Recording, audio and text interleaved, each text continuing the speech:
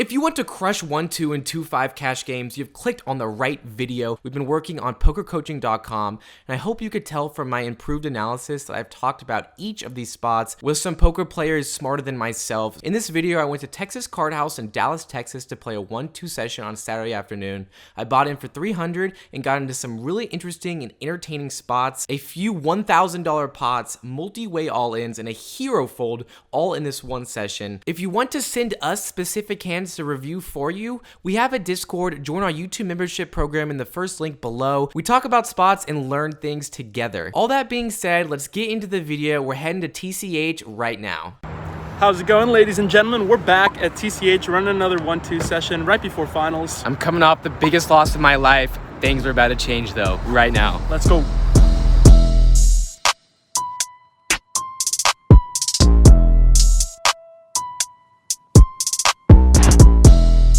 Let's get into it. Playing and reviewing hands is the best way to improve at poker. On our first hand, we look down at King Jack offsuit in the cutoff. Middle position opens for 15. I'm either calling or raising here depending on the situation, and I thought middle position was a loose, aggressive player, so I decided to raise this time to target a looser range, and I make it $45 to go.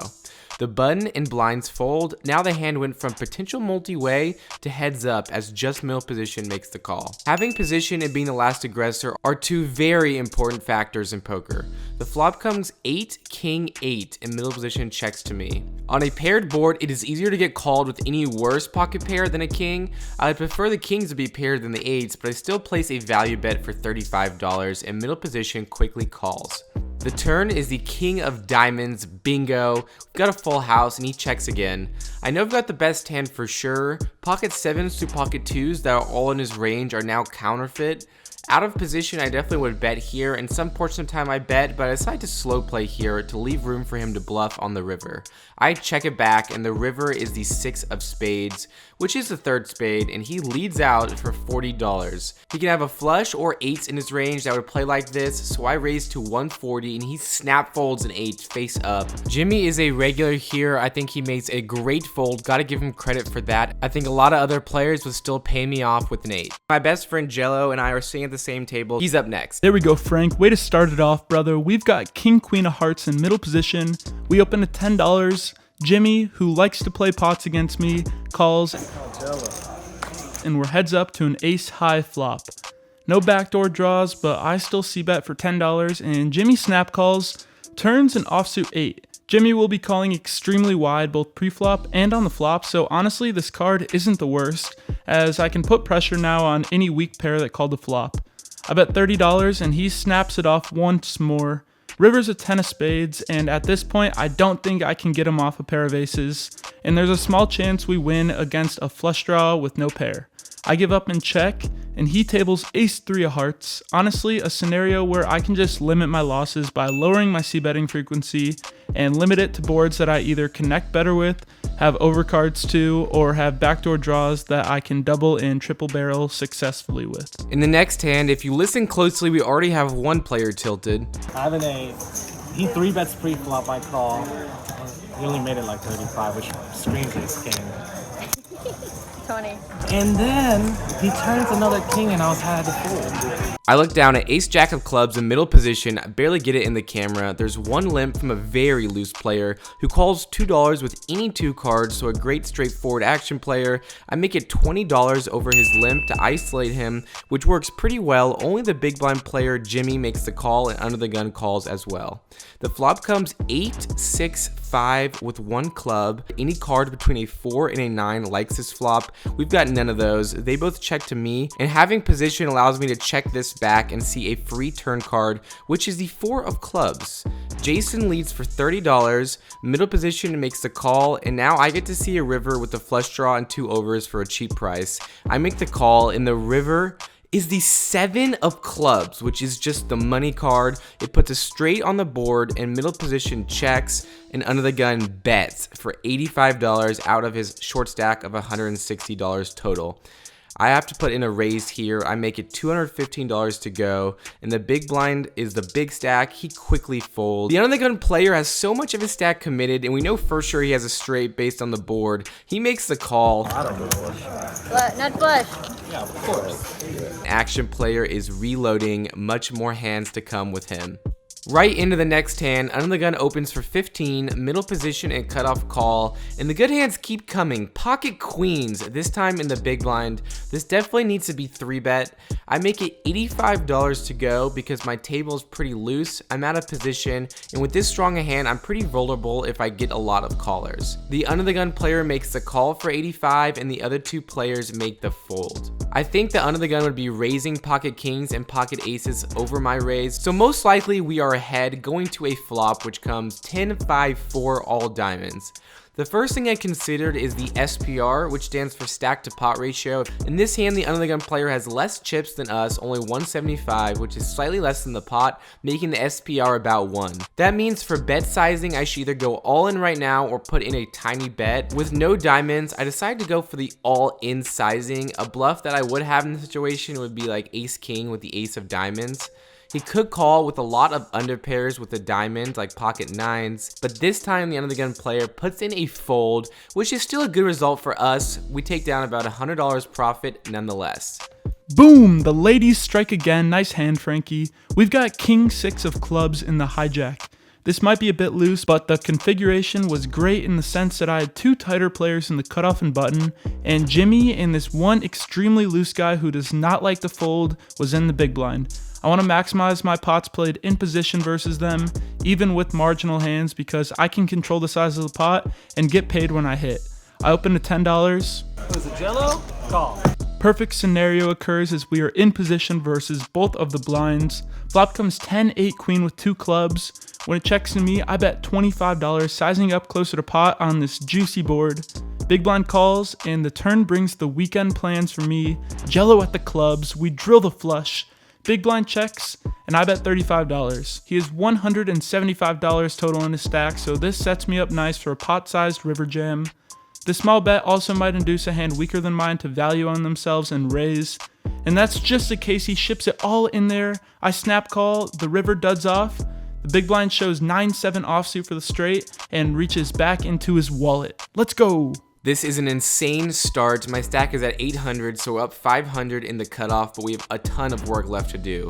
Under the gun limps, middle position, our action player raises to 15 on his second bullet. Hijack calls, and my initial thought was I should just call and set mine until I looked at the stack sizes. Under the gun and middle position both have less than $200, and I think we're just strong enough here to get it all in against that. I just want to note it's really important that you think ahead of every move you make at the poker table. I put in a raise to $85. I purposely raised to $85 so I either can get heads up or get it all in against one of these two aggressive players. But most importantly, I thought ahead. It folds to middle position who calls the $85, and then the action player just rips it all in for $159 total. This reopens the action for me to go all in, and that's what we do. We see the hijack doesn't have much more. He's priced in to make the call for $240 total. It's a big pot. We're going to run out live. 3 ways all in with pocket 10s. You see what Frankie up with aces? Oh.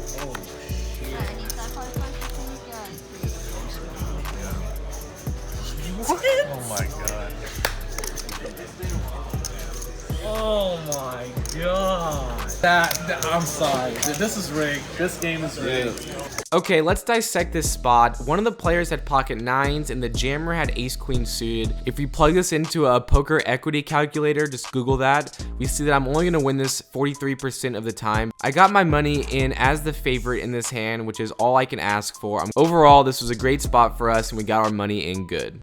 Frank with the tanks. We pick up queen 9 of diamonds this hand during this quite card dead session of mine and decide to open it up in the hijack to $10. The cutoff and the button call. Flop comes 7-8-8 with 1 diamond. I bet small for $12. Both players make the call, and the turn brings along an offsuit 9. This is an interesting card as I improve to what could be the best hand and consider going for value if I was in position, but decide to check to my opponents out of position to see what they're going to do and get a bit closer to showdown. The cutoff checks and the button tosses in a green chip for a $25 bet. I can't fold just yet. I call, and the cutoff continues as well. The river brings an offsuit 3. But surprisingly, after I check, it checks through. The button announces he has ace-7 for 2 pair. I show, and we scoop in this pot. Jello does a good job taking down a small one and staying patient as he watches me get into a ton of huge spots. This is 2 real-time hands later. There's an under the gun limp for 2. Jimmy in +2 raises to 20. Middle position action player calls. Low jack to my right calls. And I'm in the hijack with the very top of my range. The pot is 65. I need to put in a 3-bet. I'll show you my hand in 1 second. I raise to $130 and show the camera pocket kings. The initial aggressor is sitting with a stack of 1,500 and mine is 1,200, so we have a potential to play a massive pot at a 1-2 table. The under the gun limper folds, and under the gun +1, who had raised to a large sizing, does put in a fold this time, and once that happens, the other 2 players behind him can't release their cards quick enough.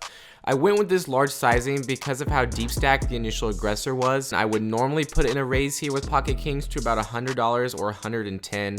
Hi guys, it's Rosie. I have a hand for you. First of all, I'm sorry for my absence in the recent vlogs.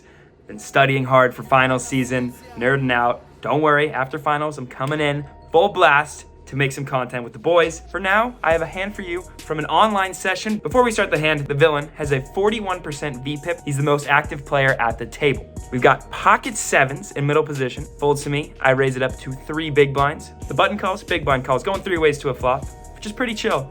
7, 5, 3, 2 spades. We flop, top set, the second nuts, feeling good. Big blind checks, I c-bet for 4.5 big blinds. The button calls, big blind folds. We're now heads up, going to a turn. Pretty safe one.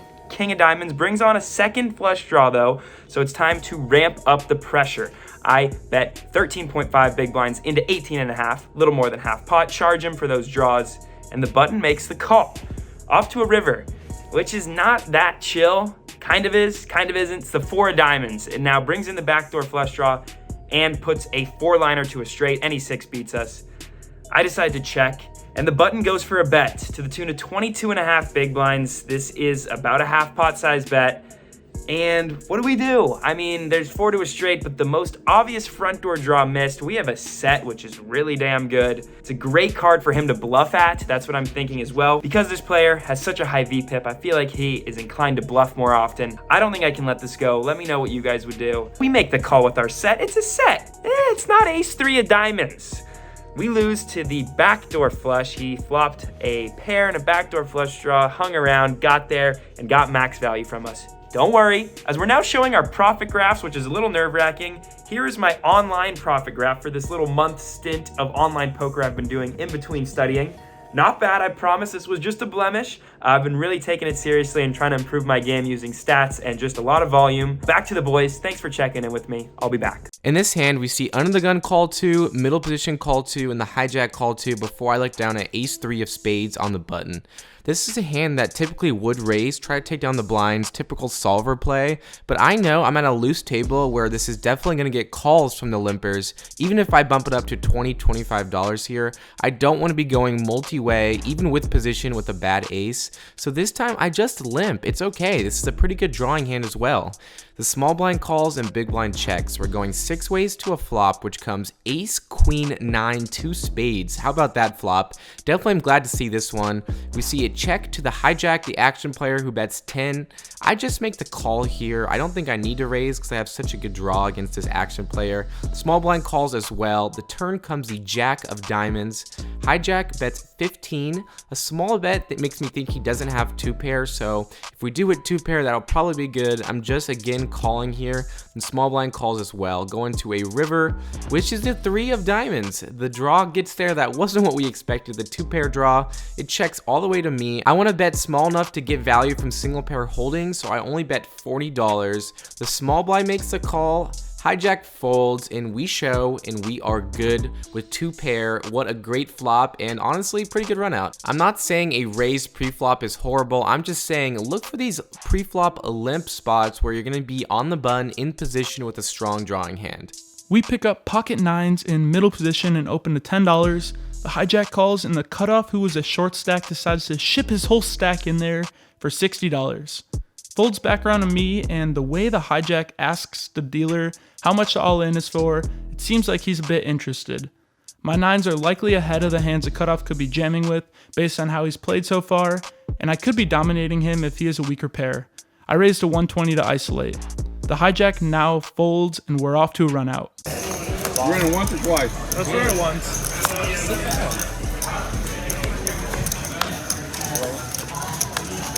Sweat me, Raj. We see we were up against Jack 10 suited and he unfortunately rivers a jack. We double him up. Darn nabbit. It's alright, Jello, you got it in as a favorite. I'm here to avenge you with a hand I'm starting to get comfortable with. Pocket Kings again. And we see a raise from the action player under the gun to 15 this time. The player limps any 2 normally and then raises with his good hands. So I 3-bet it on the larger size because I know he's at the top of his range. I make it $75 to go in the cutoff, and surprisingly, the big blind cold calls to $75. We got another player in the middle, and then the under the gun player rips it all in for $220 total. Not only is this the loosest player's money on the table, we need to act like we're in a super tough spot now that the other player's in this pot. To the Jello cam, the big blind has 340 more in our stack, and we're eyeing it like a hawk. After counting down from 10 down to 1, I put it in a raise to 500, aka all in. And the big blind snap calls. You'll be surprised what she has. I want to take this second to tell you what I'm thinking in my head. I'm mentally visualizing the ace to come on the flop and for me to lose the hand. This is not a pessimistic approach. I just realized that tilt comes strongest when you think you're supposed to win but don't. So just don't expect to win and be happy when you do. $1,000 pot brought to you by the Jello cam. Let's go, Frank. Are all in. Yeah.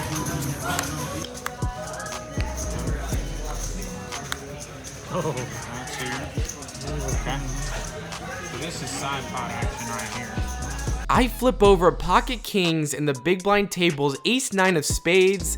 We don't get to see what the action player has, but he mucks and we win a massive pot. I know we are running great, but I am playing the premium cards at an action table and setting myself up to win and get in the best spots possible. This time poker's just making it easy for us. Finally, a hand to work with. We've got the ladies under the gun. I open to $15. I get 2 callers in late position until the small blind decides to 3-bet, but super small to $60. It folds to me, and I think this is a great spot to 4-bet small. If he calls, we'll be heads up in position with the better hand. If he folds, we'll pick up $90 uncontested. I 4-bet to $150. It folds to the small blind who doesn't seem to know what to do. He thinks for quite some time before ultimately folding. We pick up 45 big blinds without even seeing a flop. Nice one, Jello. Action player has reloaded once more and he opens for 15 in the hijack. I'm in the big blind with ace 5 of spades. I hear a lot of people love to 3-bet this hand. I won't be doing that against a player that is loose and willing to rip it all in light. I just make the call. And then the under the gun straddler puts in a raise to $55. I like a raise a little bit more with the straddler in play, but again, for the reasons I mentioned, I like a call here. The action player folds and it's back to me. This is a pretty close spot between calling and folding. I'm out of position and won't be the aggressor going to the flop. However, it is only $40 more to call and win a pot of 120, which means we're getting about 3 to 1 on a call. I believe ace 5 suited has more than 20% equity against his range, so I call. And just to note, I would fold to a raise of $75 or more. The flop comes king 7-5 with 2 clubs and 1 spade. I checked the under the gun 3-better and he checks it back. The turn is amazing, the ace of hearts. I do not think he would check ace king on the flop, so I almost always have the best hand here besides the couple combinations of pocket kings that decided to slow play the flop. I lead the turn for $55 trying to get value from ace queen or ace jack, but he folds pocket queens face up. Let's see if we made the right call. Ace 5 suited versus queens had 33% equity, so I did make the right call pre-flop, and then post-flop, I don't think there's any more value to be had. On to the next one. This hand is going to cause a ton of debate in the comments, and I'm excited to read what everyone has to say about it. We're playing 1, 2, 5. My stack is at $2,000. We are currently having the biggest win of my life. I'm under the gun +1. I opened for $15. I'm not going to tell you my hand yet. Middle position calls, the button calls, the big blind calls, and the under the gun straddler calls. I have pocket 9s. Let's first start with pre-flop. With $8 in the middle, $15 raise is just not enough. This needs to be raised reduced to about $30 to get the looser ranges out there. By making it 15, I'm playing a bloated pot out of position with a hand that is only going to flop a 9 1 out of 8 times. That is not a good situation to be in.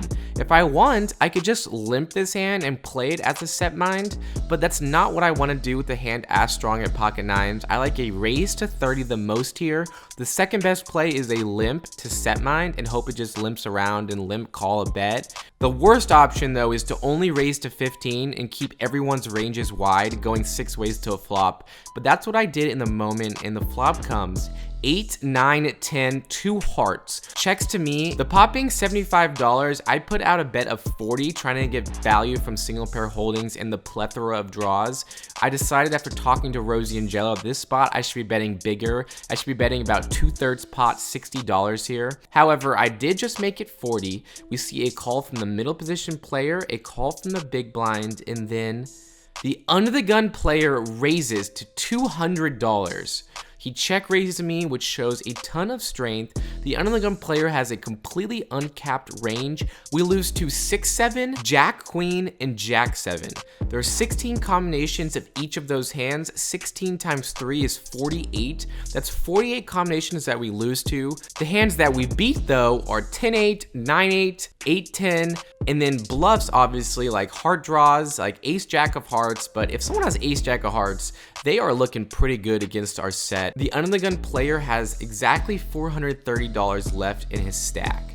I could just make a call here, and in that case, I definitely want to see the board pair, obviously, or I could just re-rip it all in and try to get value right now from 2 pairs and, you know, the one possible worst set, which is pocket 8s. Again, this is a very debatable spot. I would not blame you for calling. I would not blame you for ripping it all in, but I take the low variance option. I make a very exploitative fold here because I think this player is not going to be doing this without the nuts or a straight. Thankfully, the vlog gets to see what they had. The big blind player ends up calling the $200 raise for a little bit less, and they go to a run out. The run out comes the 2 of spades and then the jack of hearts. We would have hated that run out. The big blind shows 10-8 offsuit. Under the gun shows Jack 7 offsuit. For all of you that are shell shocked that I folded, I totally understand why you would call here. I just knew that if I called the 200, he was going to go all in on the turn for 430, and I would have to fold if I hadn't voted up by the turn.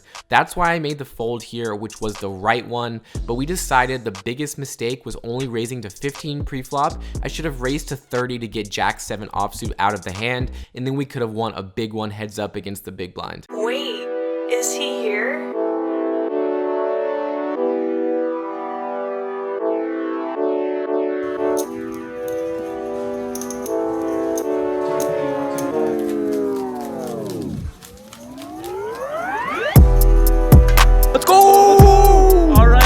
Off. I was in for 400, out for 430, a little profit. Let's go. I was in for 300, out for 1950. Big money. 1650 profit, biggest profit of my life since the Miami video. I'm ecstatic. Thank you guys. Make sure to leave a like and comment. 2,000 likes? That sounds good to me. All right, let's do it. 2,000 likes. Thank you, boys.